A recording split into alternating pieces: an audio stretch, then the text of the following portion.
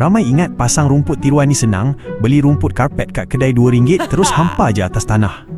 Salah tu. Kalau korang main hampa je atas tanah asal macam ni, nanti bila hujan terus berlopak. Paling stres, rumput liar dan lalang tetap akan tumbuh tembus naik ke atas rumput tiruan tu nanti.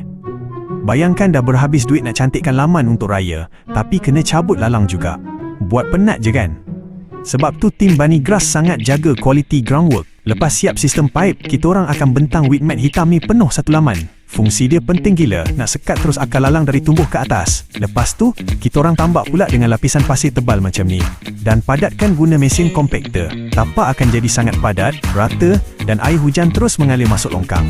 Bila base bawah dah padat dan cun, barulah rumput tiruan nampak premium, rata dan tahan bertahun-tahun. Tak ada lagi isu air bertakung. Kalau korang nak kami transform laman korang dengan cara kerja yang betul, hello-hello je Bunny Grass. Apa yang penting, kualiti kerja terjamin dan korang puas hati.